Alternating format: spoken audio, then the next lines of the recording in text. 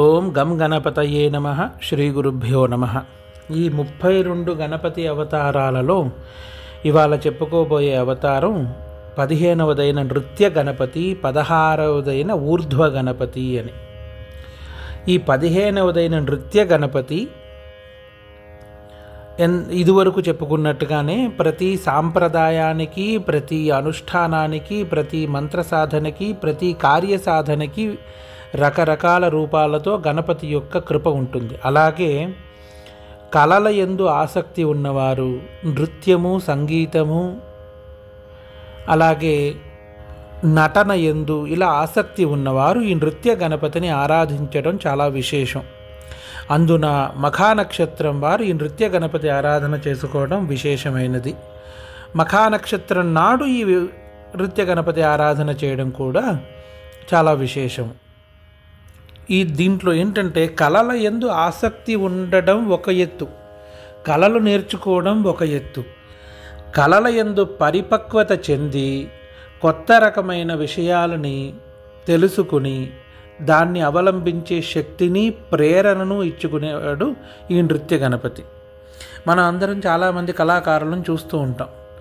వారు ఉన్న కళలో కొన్ని వేల మంది ఉన్న వారికి విశేషమైన ఆదరణ ఉంటుంది ఆ కళ వల్ల.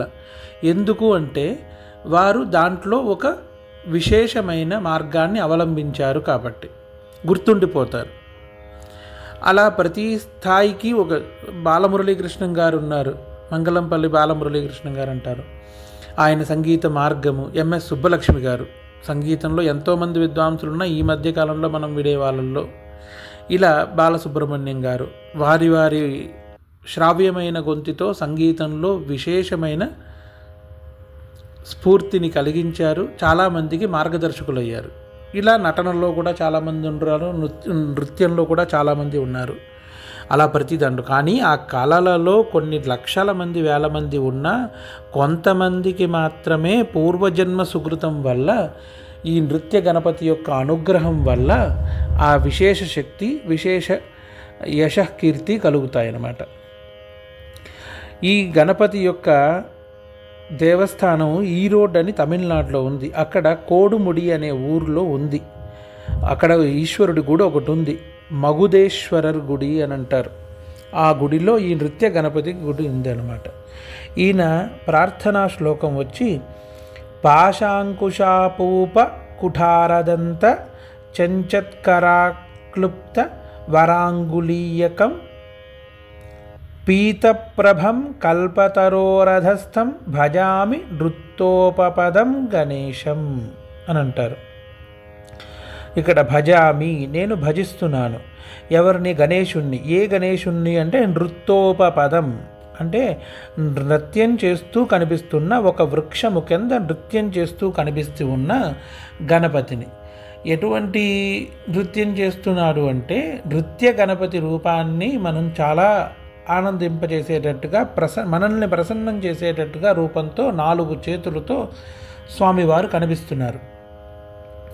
దీంట్లో పీతప్రభం, ఆయన రంగు ఎలా ఉంది అంటే పసుపు రంగులో కనిపిస్తున్నారట.